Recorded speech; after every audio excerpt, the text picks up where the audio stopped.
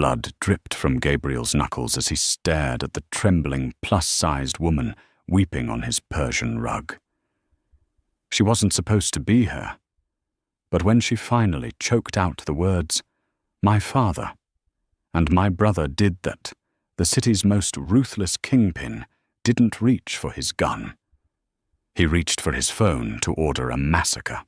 Clara Davies had spent her entire 26 years trying to shrink a cruel irony for a woman whose body naturally commanded space.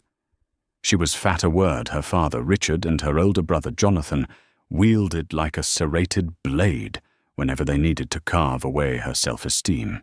They had convinced her long ago that her weight made her unlovable a burden to the family and a grotesque stain on the polished image of Davies' logistics. Because of this, Clara was kept hidden. She was the ghost in the machine working 60-hour weeks in the damp, windowless basement office of their Chicago warehouse, balancing ledgers, managing payroll, and desperately trying to keep the family business afloat, while Richard and Jonathan squandered their profits on high-stakes poker and luxury cars. Clara accepted her lot. She believed the poisonous lie that, because she didn't fit the world's narrow standard of beauty, she owed her family her relentless, invisible labor just to justify her existence. But loyalty, Clara was about to learn, was a one-way street in the Davies family. It happened on a torrential Tuesday night in November. Clara was hunched over a glowing monitor, her thick thighs pressing against the cold metal of her desk, frantically trying to find a missing $2 million in the quarterly accounts. The numbers weren't just wrong. They had been deliberately scrubbed. Panic fluttered in her chest, tight and suffocating. Before she could pick up the phone to call her father, the heavy steel door of the basement office groaned open. Footsteps echoed down the concrete stairs. Not just two pairs, but several. Heavy, deliberate, and ominous. Richard and Jonathan descended first, their faces pale clothes, soaked from the rain. But it was the men behind them that made Clara's blood run cold. 3 men in immaculate, dark-tailored suits, moving with the terrifying, silent grace of apex predators. At the center was Gabriel Marino. Gabriel was a phantom in the criminal underworld, the head of the Marino Syndicate. He was brutally handsome, with sharp, aristocratic features, jet-black hair, and eyes the color of a frozen lake. His reputation was etched in blood across the eastern seaboard, a man who didn't just destroy his enemies, but erased their entire bloodlines. Richard. Gabriel's voice was a low, resonant baritone that seemed to vibrate the very walls of the basement. "You said you had my collateral. This is a basement full of dust and cheap electronics." Richard swallowed hard, his Adam's apple bobbing in his throat. He refused to look at Clara. Instead, he pointed a trembling finger directly at her. "There, that's her. That's the collateral." Clara froze, her hands hovering over her keyboard. "Dad, what? What is going on?" Jonathan stepped forward, a cruel, mocking sneer twisting his lips. He looked at Gabriel, then back at his sister, his eyes dripping with disgust. "She's the sole owner of the offshore holding accounts, Mr. Marino. We set them up in her name. If you want your money back, she's the only one who can authorize the transfer. Take her. Keep her until it clears. Honestly, take the pig. She's got enough meat on her bones to survive a few winters in your cellar." The sheer brutality of the words struck Clara with the force of a physical blow. Her breath hitched, tears instantly pooling in her eyes. She looked at her father, begging silently for him to contradict Jonathan, to tell them it was a sick joke. Richard finally met her gaze, his eyes dead and cowardly. "I'm sorry, Clara. We had no choice. You owe us for putting a roof over your head all these years." Gabriel Marino didn't blink. His cold eyes swept over Clara. He saw her plus-sized frame, her worn, oversized cardigan, the terrified trembling of her bottom lip. He was accustomed to collateral beautiful mistresses, arrogant sons, prized racehorses.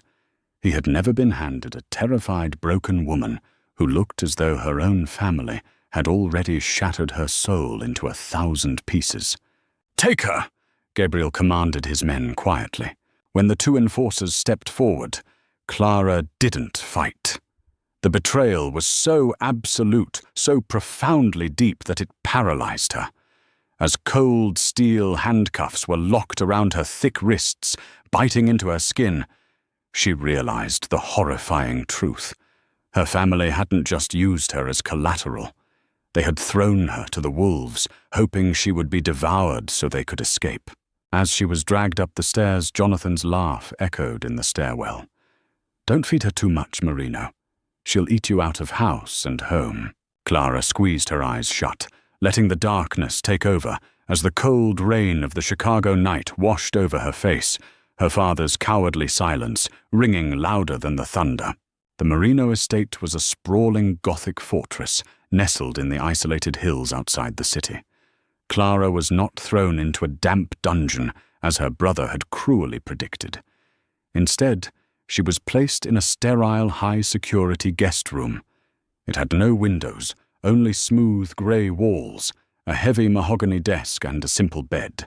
For 2 days, Clara sat in the corner of the room, her arms wrapped around her knees, refusing to eat the meals brought to her by silent guards.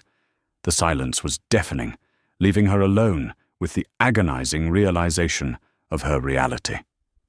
She was a hostage of the Mafia, but worse, she was a discarded piece of trash to the only people she had ever loved. The psychological torment of her weight, the years of being called a worthless fat burden, culminated in this room. She truly believed her life was over. On the evening of the 3rd day, the heavy door unlatched with a loud clack. Gabriel Marino walked in.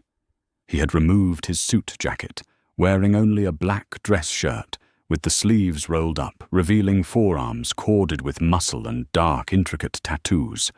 He pulled out the chair from the desk and sat backward on it, crossing his arms over the backrest.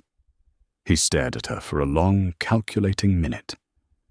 Clara pressed herself harder into the corner, pulling her oversized sweater down over her knees, trying desperately to hide her body to become invisible. $2 million, Clara. Gabriel started his voice, a low, dangerous rumble. That is what your father and brother stole from my shipments. They told me you are the sole signatory on the Panamanian accounts where the money is stashed. Give me the authorization codes, and I will put you on a bus anywhere in the country. Refuse and things become unpleasant. Clara's voice was a ragged, broken whisper, rough from days of disuse and crying. I don't know what you're talking about. Gabriel's eyes narrowed. Do not play stupid with me. I am not a patient man. I'm not playing stupid. Clara suddenly sobbed, the dam finally breaking. She looked up at him, her face red and tear-stained. I'm the accountant for the legitimate freight. I balance the books for the local deliveries. I don't know anything about Panamanian accounts. I don't know anything about your shipments. Gabriel stood up slowly, kicking the chair aside. He walked toward her, crouching down so he was eye level with her on the floor. His physical presence was suffocating, terrifying. Your brother said you set up the accounts. He showed me the digital signatures. They match yours. They forged them. Clara cried out, her chest heaving. The sheer injustice of it all ripped through her fear, replacing it with a hysterical, desperate anger. They forged my signature. Don't you see what they did? They stole your money, and they pinned it on me. Gabriel stared at her, unblinking. Clara dragged a trembling hand through her tangled hair. They've hated me my entire life. They hid me in the basement because I was too fat to be seen by the clients. They verbally abused me every single day, telling me I was worthless, that no one would ever want me, that I was just a disgusting pig. She choked on a sob, the traumatic words burning her throat as she said them out loud to this terrifying stranger. When they realized you were going to kill them for the missing money, they set me up. If you kill me, the trail goes cold. You'll think the money died with me, and they get to walk away free." She squeezed her eyes shut, preparing for the blow, preparing for the Mafia boss to call her a liar, to strike her to end it all right there. "My father and my brother did that," she whispered, her voice breaking into a million jagged pieces. "They didn't give me to you as collateral, Mr. Marino. They gave me to you to be the scapegoat. So just do it. Just kill me. I have nothing left anyway." Silence stretched in the room. It was heavy, thick, and suffocating. Clara waited for the bullet. She waited for the cold hands of a killer. Instead, she felt a sudden strange warmth. She opened her eyes and gasped. Gabriel Marino, the ruthless, cold-blooded executioner of the underworld, was reaching out. His large, calloused hand gently brushed a tear from her cheek. His touch was shockingly tender, a stark contrast to the violence that usually lived in his hands. Gabriel's jaw was clenched so tight, a muscle ticked violently in his cheek. The cold, icy detachment in his blue eyes had shattered, replaced by a dark, terrifying inferno of pure rage. But the rage wasn't directed at her. He looked at Clara, at her plus-sized frame, hunched in defensive terror, at the deep, agonizing wounds of familial betrayal carved into her expression, and something fundamental inside the Mafia boss snapped. Gabriel knew betrayal. He lived in a world built on lies and deceit. But the profound, sickening cruelty of a father and brother, mentally torturing their own flesh and blood, tearing down a woman because of her weight, and then offering her up to a monster just to save their own cowardly skins. It disgusted him on a visceral level. He looked at Clara's trembling lips, her deep brown eyes wide with shock at his gentle touch. She was beautiful, he realized suddenly. Beneath the oversized defensive clothing and the crushing weight of her family's abuse, there was a raw, resilient beauty that Richard and Jonathan were too blind and arrogant to see. Gabriel slowly stood up, his eyes never leaving hers. He reached into his pocket and pulled out his phone. "Mr. Marino!" Clara whispered, terrified by the sudden shift in the room's energy. Gabriel pressed a button on his phone, holding it to his ear. When his lieutenant answered, Gabriel's voice was the sound of a guillotine blade dropping. "Find Richard and Jonathan Davies." Gabriel commanded, his eyes locked onto Clara's, promising a terrifying, unholy retribution. "Drag them out of whatever hole they are hiding in. Do not kill them. I want them brought to the warehouse. They are going to learn what happens when you throw your own blood to the wolves." He hung up the phone and looked back down at Clara, extending a hand toward her. "You are no longer a hostage." "Clara," Gabriel said softly, the lethal promise in his voice sending shivers down her spine. "You are going to be my queen. And tonight, you are going to watch your family burn." Clara had never known what it felt like to be seen, truly undeniably seen, until the next evening. For her entire life, her body had been a cage constructed by the cruel words of Richard and Jonathan Davies. But Gabriel Marino treated her as if she were a Renaissance masterpiece. Hours before they were scheduled to leave for the warehouse, a team of high-end, discreet tailors arrived at her suite. They didn't sneer at her measurements or offer backhanded compliments. Instead, they draped her in a custom, deep crimson silk dress that wrapped perfectly around her waist and cascaded over her thick thighs. For the first time, Clara looked in the floor-to-length mirror and didn't see a fat, worthless burden. She saw a statuesque, imposing woman. She saw power. Gabriel waited at the bottom of the grand staircase. When he looked up and saw Clara descending, his breath visibly hitched. He didn't offer a polite, empty compliment. He simply walked to the foot of the stairs, took her hand, and kissed her knuckles. "They tried to bury a diamond in the dirt," he murmured, his blue eyes flashing with a possessive dark pride. "Tonight we show them exactly what you are worth. The ride to the Marino Syndicate's private shipping docks was executed in heavy, tense silence. Rain lashed against the tinted windows of the armored SUV, mirroring the storm brewing in Clara's chest. She was terrified, yet beneath the fear, a dormant, white-hot ember of vengeance had finally sparked to life.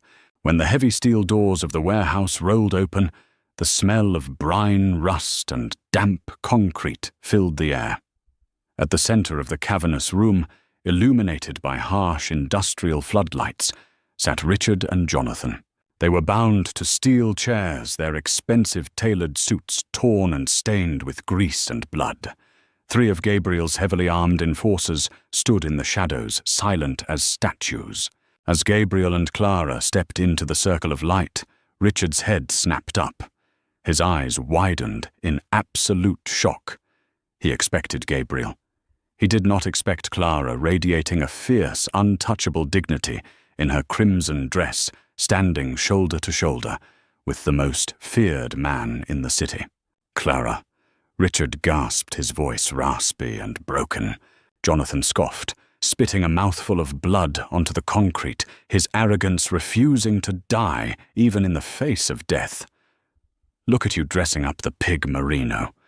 What is this? You think putting lipstick on her changes the fact that she's a pathetic... Gabriel didn't yell. He didn't even blink. He simply flicked his wrist. An enforcer stepped forward from the shadows and drove a heavy combat boot directly into Jonathan's knee. The sickening crack of bone echoed through the warehouse, instantly followed by Jonathan's agonizing, piercing scream. "Every time you insult her," Gabriel said, his voice a low, terrifying hum that carried effortlessly over Jonathan's wails, "you lose a piece of yourself. I suggest you choose your next words with absolute precision." Richard began to hyperventilate, pulling desperately against the thick zip ties biting into his wrists. "Mr. Marino, please. We can get you the money, I swear to God. Just let us go. We gave you the girl. We gave you the collateral." "You gave me a scapegoat," Gabriel corrected, stepping closer. He pulled a thick manila folder from his coat and tossed it onto the concrete at Richard's feet. "Did you really think my people wouldn't look into the offshore accounts? Did you think I was just a brute with a gun?" Clara stepped forward, her heart hammering against her ribs. This was the moment.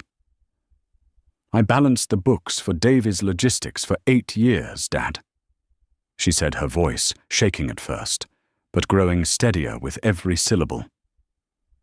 "You thought I was just blindly crunching numbers in that basement. You thought I was too stupid, too broken to see what you were doing."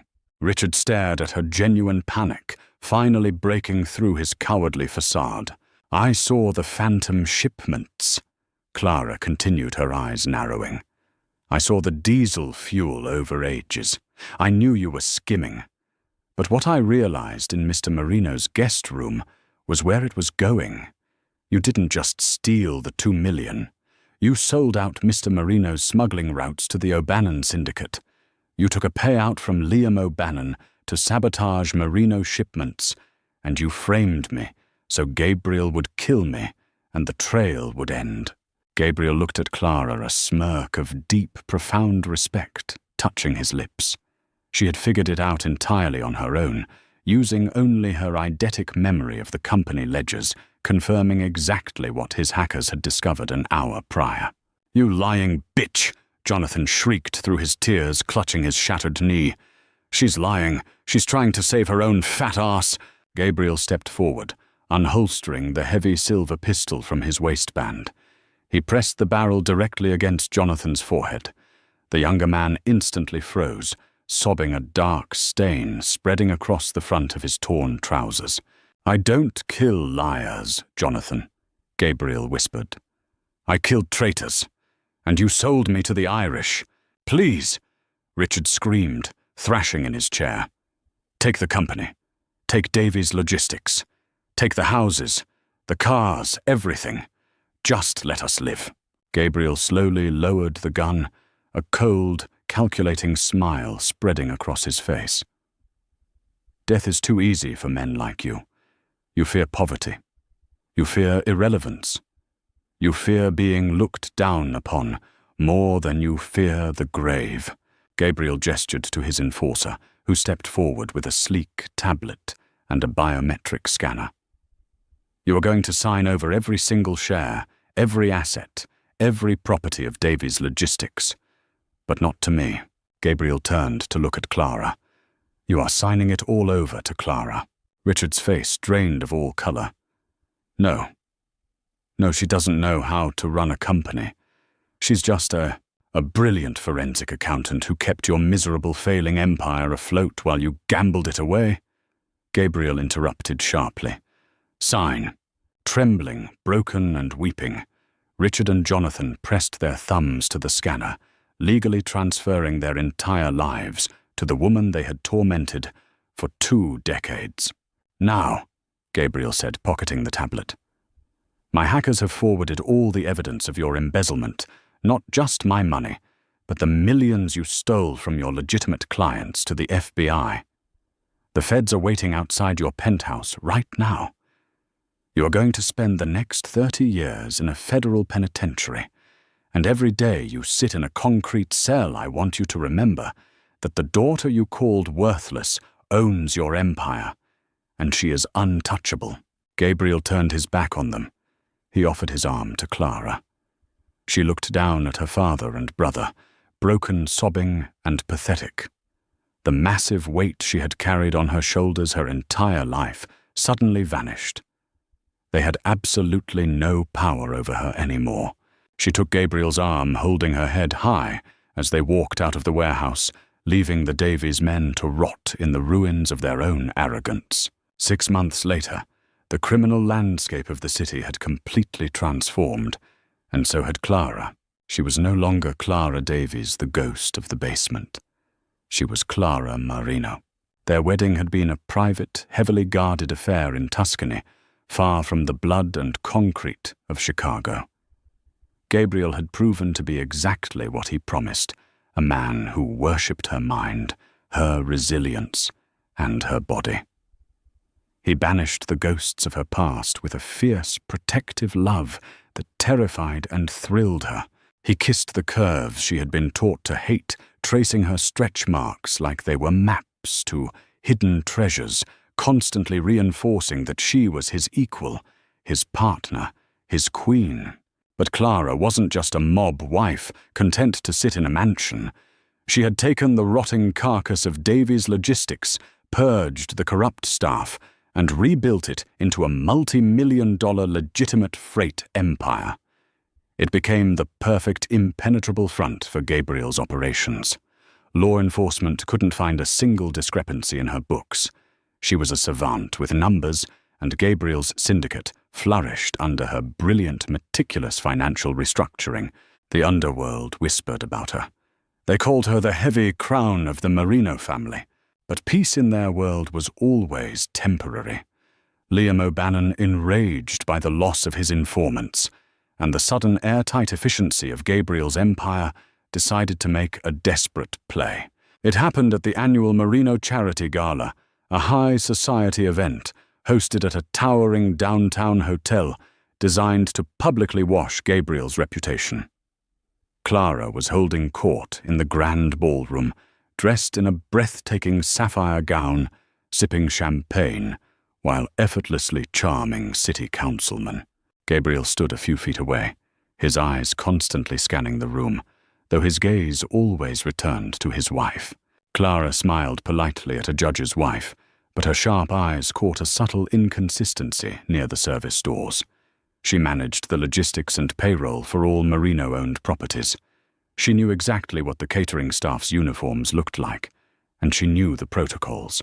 3 men carrying silver trays were walking toward Gabriel.